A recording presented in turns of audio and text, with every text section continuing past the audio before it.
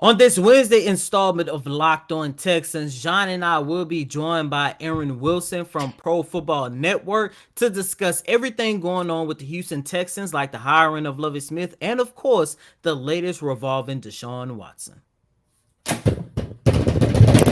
But first, start the countdown.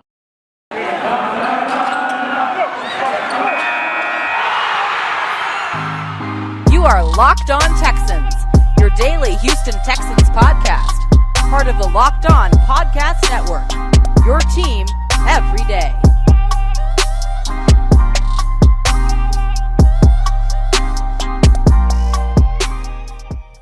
Welcome in, everybody, to a Hump Day edition of the Locked On Texans podcast, part of the Locked On Podcast Network, your team every day. Thank you for making the Locked On Texans your first listen. And a lot of you guys asked for, and so you asked, it shall be received. It shall be granted. That's what the Lord say this Thursday at the Social Beer Garden. Locked On Texans, Locked On Rockets, Locked On Astros, the holy trinity of Houston's Locked On sports coverage. We will be all getting together this Thursday at the Social Beer Garden. We're going to be talking about the Astros and whether or not they will get their MVP-esque type of player, Carlos Correa, back. We'll even have baseball this year. Wouldn't that a pop off? The Houston Rockets, they're going through a lot. Dennis Schroeder is taking minutes away from Josh Christopher. What Jalen Green can potentially be in his number 35, as I like to call him, does he have a real future here with the Houston Rockets? And the Texans, baby. Davis Mills, NFL draft. Kyle Hamilton, y'all like him. Kevion Thibodeau, y'all like him. And overall, the biggest news, Lovie Smith being hired as head coach, the biggest positive news. So get out there. It starts at 8 o'clock. We recommend you guys get out there earlier between 6 and 7. Come talk to the host. Come get a feel of how everything is going to be. This will be an amazing event, fun. Bring your family out. Bring your friends out. Bring your hot takes out. Bring your bad takes out. Bring everything out this Thursday at the Social Beer Garden. Locked On Texans, Locked On Rockets, Locked On Astros, the holy trinity of Houston media sports. Cody. Let's talk football. Let's talk Texans, baby. Yes, sir. And that's going to be a really fun event. But to get this Wednesday installment of Locked On Texans kicked off, according to Elba Beard of Sports Illustrated, he had an opportunity to do an exclusive interview with Houston Texans' new head coach, Lovie Smith.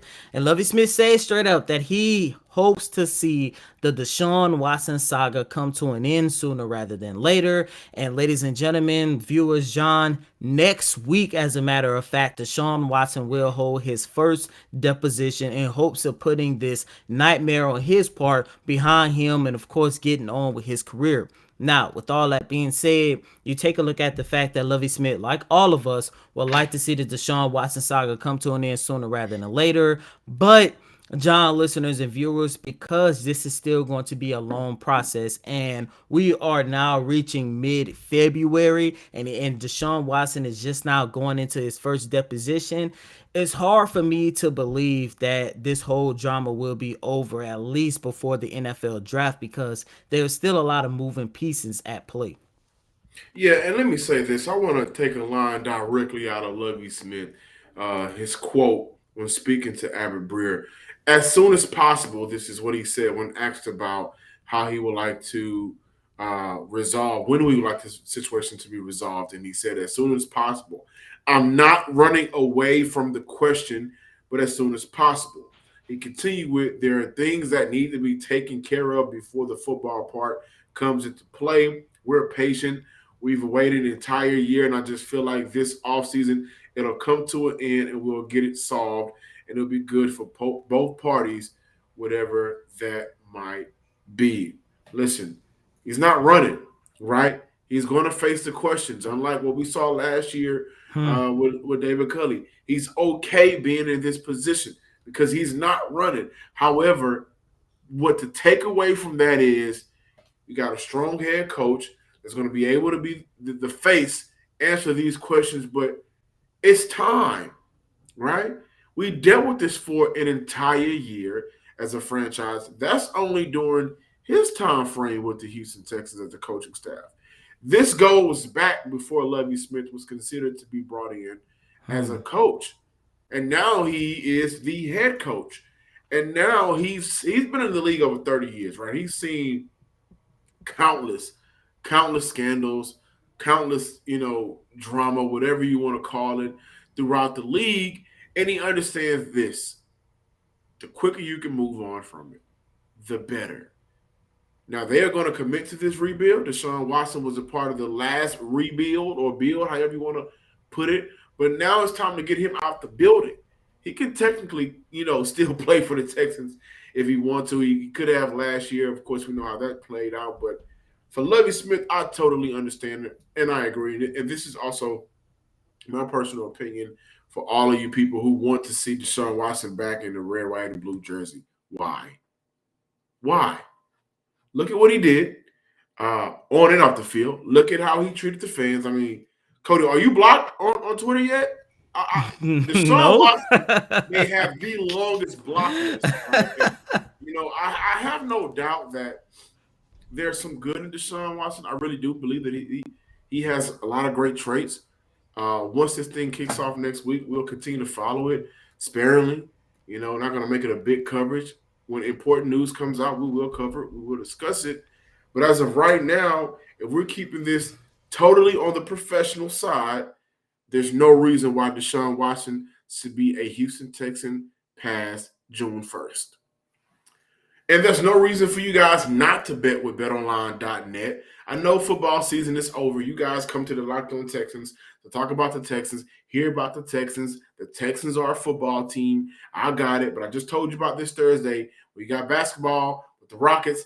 The basketball season is now in full steam for both pro and college hoops. BetOnline has all of the latest odds, totals, player performance props, all down to where you can find where the next fired coach is going to land. BetOnline.net is the number one spot for all of your sports betting needs this season. BetOnline remains the best spot for all of your sports scores, podcasts, news this season. And it's not just basketball. BetOnline has you covered and is your source for hockey, boxing, and UFC odds right down to the Olympic coverage and information. Head to the website or use your mobile device to learn more about every trend and action because BetOnline is where the game starts. And continuing here with this Wednesday installment of Locked On Texans, you see we got our guy, Mr. Aaron Wilson from Pro Football Network. Aaron, what's going on? And how was the Super Bowl for you, man? It was fun. I had a good time. I was, I had a good time on Radio Row with talking to a lot of guys and doing some good interviews. Robert Woods, Justin Herbert. I had a nice dinner in Beverly Hills, name drop a little. I was seated one table over from Robert Kraft and his family and two tables over from Ron Rivera. I made this reservation for me and some of the guys I work with, and I had no idea. I'd been there before. I knew it was a good restaurant. It was called Avra in Beverly Hills, but it was really nice, and I was surprised to see Mr. Kraft there, but I knew Laramie Tunsil had gone there before, so I knew it was a nice place. Awesome. So, Aaron, let's jump right into it. The last time you was on this show, it seems like the Houston Texans were gearing up to hire Josh McCown as their new head coach. However, as you know, the Texans have a new head coach now, and that person is Lovie Smith. First and foremost, I have to ask, how did the Texans shift and get Lovie Smith to be their new head coach? Right. Yeah, sometimes a process can become complicated, and theirs certainly did, where they were narrowed down at one point where Jonathan Gannon was informed on a Saturday that he was eliminated. And then they were working on this deal where, Josh McCown was never offered the deal, never turned it down either, contrary to what some have said on social media. But Brian Flores, they had stopped talking to Brian. Brian wasn't reaching out to them. They weren't in touch with Brian. So by process of elimination, it was heading toward Josh McCown. And then it became really clear that with the lawsuit that Brian Flores filed, even though the Texans have not yet been named in that lawsuit, and they still might not be, it's kind of up in the air whether they will be. There's a possibility. And I think that might not be what Brian Flores wants. maybe what his lawyers are pushing for their for their case, for their agenda. So Lovie was someone that they consulted with, talked with during the process. Nick Caserio and the Texans search committee, which included Greg Grissom and Jack Easterby and the McNair family. And what they wound up doing was feeling like that was the right thing to do, was to hire Lovie. And my understanding, Nick Caserio felt strongly about that, as did the owner. And the owner, the McNair family, Cal McNair, the late Bob McNair almost hired Lovie Smith, and then it only shifted to Bill O'Brien as a replacement for Gary Kubiak when Korn Ferry, the search firm, recommended Bill. And they were looking at Lovie Smith was potentially going to be the head coach of the Texans. And now he is the head coach of the Texans. And this is a hire that a lot of people are, growing to like. And he's very qualified. He's been a Super Bowl coach. He's been an NFL Coach of the Year. And I think they hired, the most qualified guy in their building. With Josh McCown, here's what would have happened if they'd hired him. They would have been dunked on locally and nationally because of Josh's lack of experience. Josh was literally at the 1 yard line, I'm told, about to get the job. And then they flipped it to Lovie. And I think the backlash would have been intense. And there also would have been a learning curve for Josh as a guy that has only coached high school football before. A lot of people that I trust really believe in Josh and that Josh has a extremely bright coaching future. The Texans are among the people that believe in Josh McCown. But the timing was not right. The climate, it would have been tough on Josh. And it would have been, I think, a distraction for everyone if you go with a lightly, or some might say no experienced guy, as opposed to one of the more qualified candidates. Jonathan Gannon, I thought, was going to be their compromise candidate for some time because Jonathan fit a bill with a scouting background. He's modern. He's into analytics. He's a defensive coordinator for the Eagles, a playoff team. He's 39, so he still has some room to grow. And he was a excellent candidate for them, but he only made it to the finals.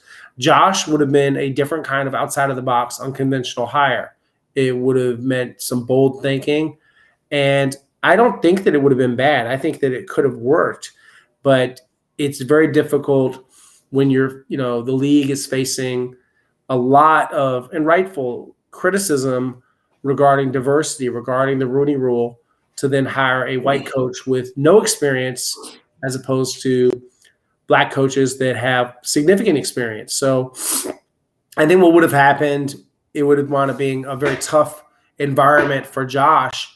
We'll never know how he would have done because they didn't make that decision. They went in a different direction. But that's what happened with that. And it's not only because of Josh. It's, Lovie's merits. Lovie is an outstanding coach and a good man and showed them a lot, and they were able to find some alignment. That was really important to the Texans, finding alignment with whoever head coach they picked, involving the staff. And you see they've made some outside hires, but primarily it is the staff that they assembled a year ago. And that was something that was very important to them. Cody mentioned that the last time we talked to you, a lot of different things were going on. However, you now work for Pro Football Network. I definitely want to let our subscribers, our viewers, our listeners, everybody out there know that I actually finally met Aaron Wilson the first time in Mobile, Alabama during the Senior Bowl. And this guy was everywhere. And he's working. Then the next week he's at the Super Bowl. And, I just want to say congratulations publicly. Thank you. On getting the Pro Football Network job. And I love your content. So does everybody else, especially our Locked On Texan listeners. Now, however, now that Lovie Smith is officially the head coach, what is the atmosphere with the players, with the front office in the Texans franchise, in the building right now for the Houston Texans? I think it's a positive one, guys. From players I've spoken with, like Justin Reed and John Grenard, they're really excited about this hire. And Justin Reed, as you know, is a pending unrestricted free agent. When you look at the climate of the building, I think it's a unifying type of force. It's something that a lot of people are excited about in the scouting department, in the coaching staff, and in the building itself.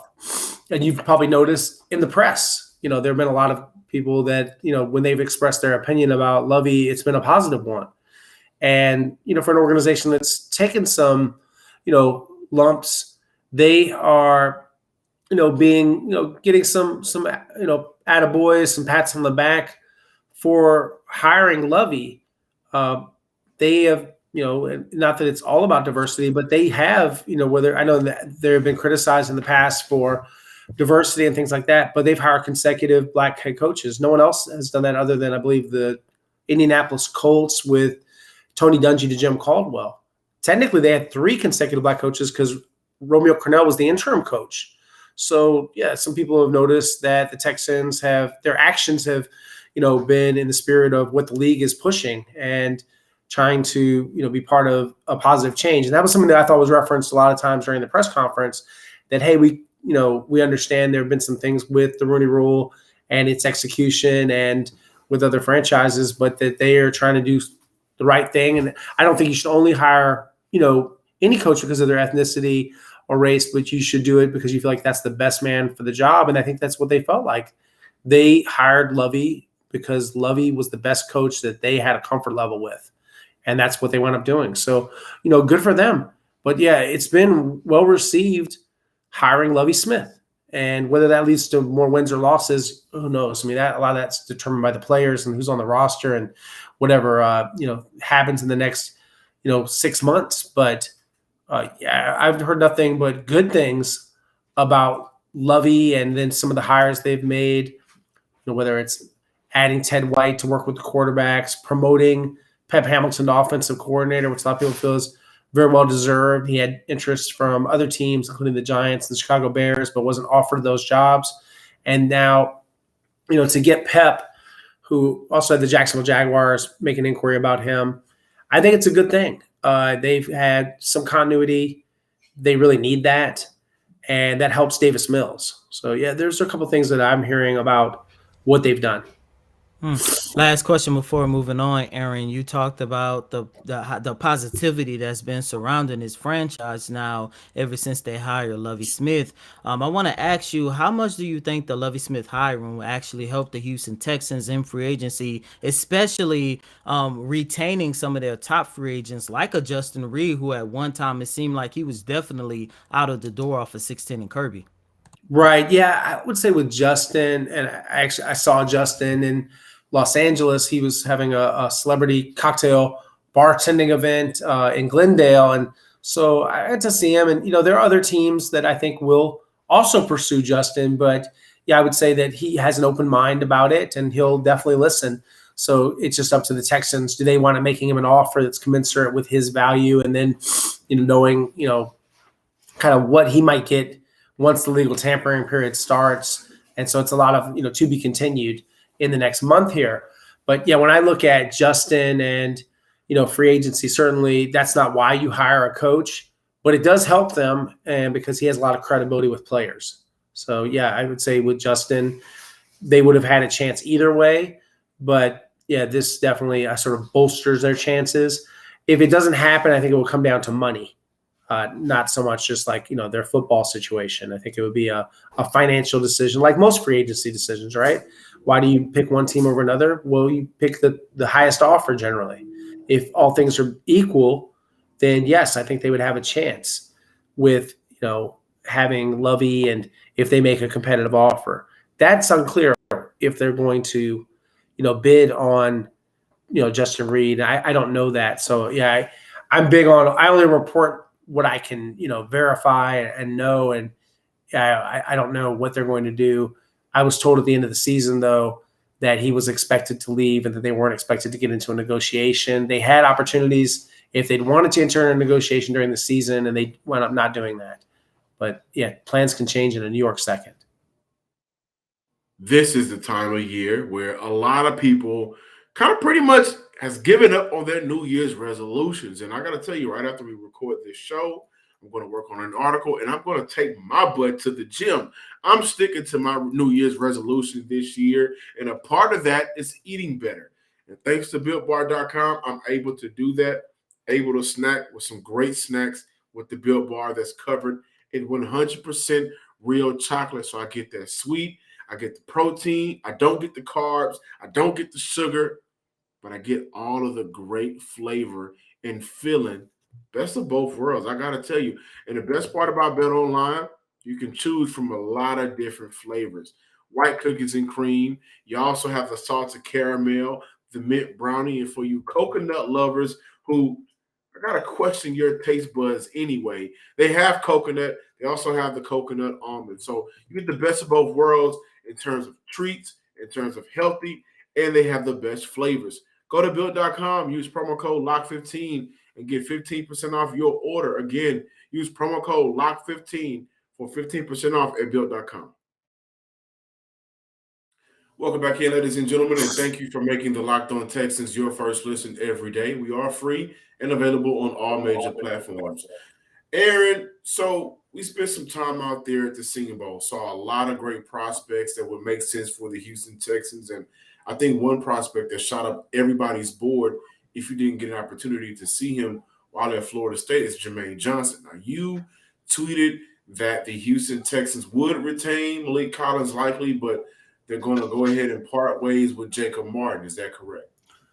Right. My understanding of those situations, Malik Collins, Grugier Hill would be their top targets to try to retain as free agents. I believe they had something of a discussion with Jacob Martin, and I don't think they're on the same plane financially. Obviously, that can change depending on what he gets in the market. I think there's going to be interest from some other teams.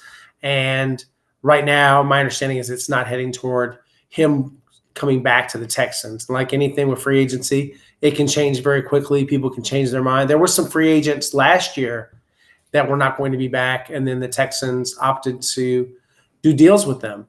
And so that can change. But, yeah, my understanding right now, today, that is unlikely.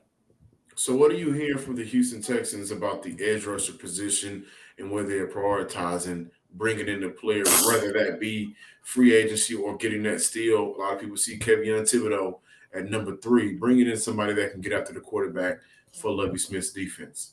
I think primarily you would look at the NFL draft rather than bidding on free agents, and they can be really expensive. But I think they will try to build through the draft with the pass rusher position and look for someone to go with John Grenard. And people kind of forget about that because John's season, he had some injuries there at the end of the season, but he had a career high 8 sacks, and he did have some health issues with COVID at the end of the year, but he had a great year, guys. And I think that they will look very strongly at trying to add to that position because it takes good pass rushers for that 4-3 with, out a lot of blitzing. So with Lovie Smith and what he believes in defensively, he's going to keep calling the defensive signals. You're going to need more pass rushers. You're going to need some really elite pass rushers to make that defense work.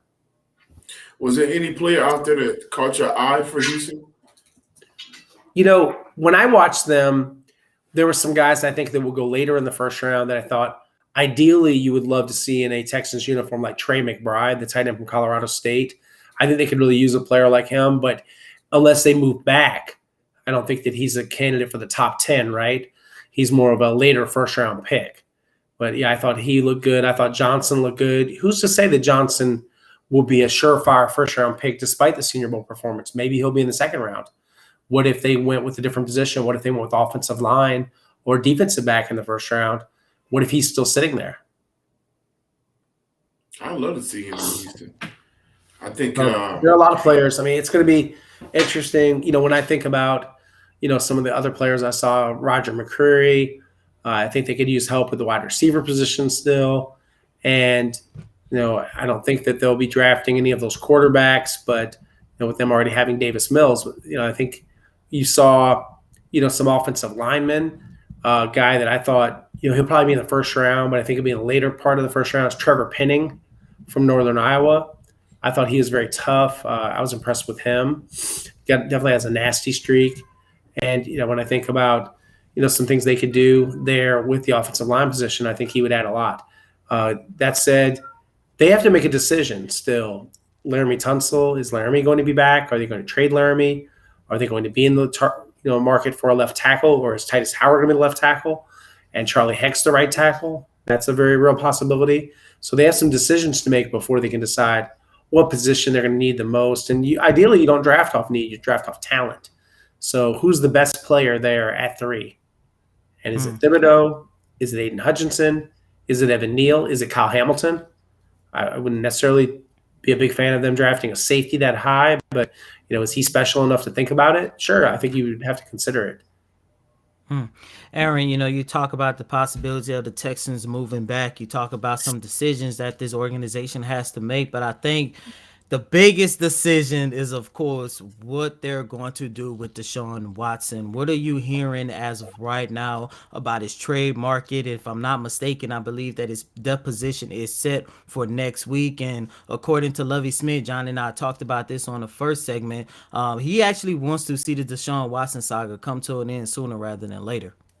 Right. I think that Lovey was just expressing, the obvious, that this is a situation where obviously you hope for a win-win.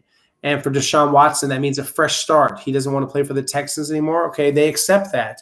They take him at his word that he is intentional. Those are the words that were passed on to me about his desire not to play for the Texans anymore. And for the Texans, you want to get commensurate value for a player of Deshaun Watson's caliber. And then that new franchise, they're going to give up so much, they want to get the best out of Deshaun Watson, which means a focused, Deshaun that's not encumbered by the legal situation. All that is to say, though, the other franchises are just like the Miami Dolphins. They prefer to get him with obviously no criminal charges and the civil litigation settled. And you can't put the cart before the horse. If you try to execute a trade not knowing what his legal status is, meaning that the Harris County Police Department, Harris County District Attorney's Office said, we're not recommending a charge. Until you get to that point, which is more important in terms of the legal realm, because if he's free and clear of that, then he's not going to be on the commissioner's exempt list and he'll be available to play. If he's charged with a crime, they will very promptly, without a conviction, put him on the exempt list, and he will be on the Texans' books. He'll be paid just like last year, but this time he'll be unavailable to play. And they still haven't made that determination yet. It's a possibility that he could still face a misdemeanor charge. And indecent assault is what the search warrants indicated they were looking at and considering. So the civil litigation, he is set to give a deposition.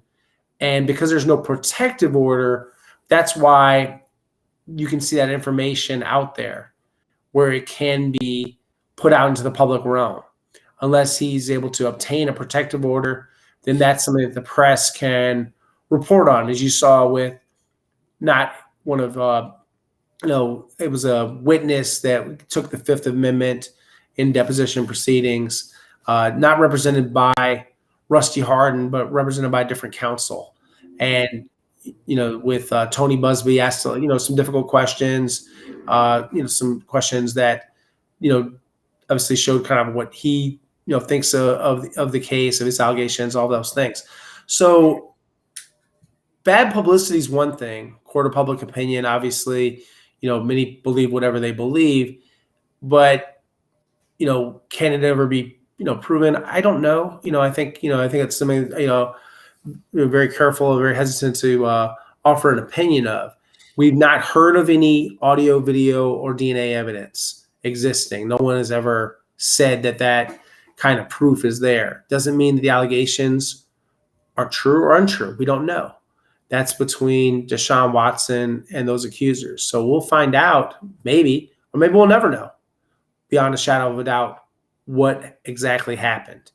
And it's not really so much about getting to the bottom of that, which normally you expect when you watch, like a legal drama. This is real life. I don't know if there's ever going to be a clear determination from anyone on what exactly happened. It's just a matter of what is the outcome is the more important thing. The truth is very important in our American justice system, but what can be proven and what is the legal outcome? How does he do in court? How does he do in civil? Is he able to settle any of these? My understanding is there's some that have no interest in settling and that he's not interested in settling at this moment, that he wants to clear his name. Can that be done? I don't know. I'm not a lawyer, nor do I pretend to be one on this, podcast. I would say it'd be difficult, right? How would you go about if you're him proving innocence or disproving allegations, and how do they prove those allegations? It comes down to, what does the judge, what do a jury potentially, what do they believe? And so that's the more important opinion, what they come away with when they hear the arguments from both sides. And we're not at that point yet. I'll be very curious to see, does he have his deposition, and then what from that deposition gets out there into the public realm if there's no public protective order. Right now, the reason that you were able to see the other information was because there is no protective order. He hasn't sought one, and will he seek one? I don't know. I'm sure that that's something that Tony Busby would oppose, obviously. But, without delving too much into the case, and, I don't really, care to speak on anything that I'm not an expert on. A lot is on the line. It's a very serious matter, and it's very serious for his future, for his reputation, and for the entire National Football League because of the kind of caliber of player he is. But getting to all the football stuff, I don't think that anyone can really do that. It's really fun for everyone to say, well, the Tampa Bay Buccaneers are interested, or the Denver Broncos were interested, or the Philadelphia Eagles were interested, and then he wasn't interested, and Miami Dolphins, and they almost did a trade with them, and the Giants have made it clear they're not interested. This is not the first headline that's going to happen this offseason. It's going to be a bunch, and it's going to take a long time. And I think everybody just has to be patient because otherwise, I'm sure it's a frustrating experience for anyone that's in a rush to see it happen. And it's a process to this. It's a legal process. That process is much more important and has to take precedence over the football process. I think we can all agree on that. The putting the cart before the horse and saying, well, what about the trade? When's that going to happen? You can't really answer that question until you know his legal status. If something goes south for him, meaning not just paying a judgment or settling the case or, lots of, whatever headlines in the legal realm regarding civil litigation. The NFL can't say this, but I can. The reason that he wasn't on any kind of exempt list is because he hasn't been charged with a crime.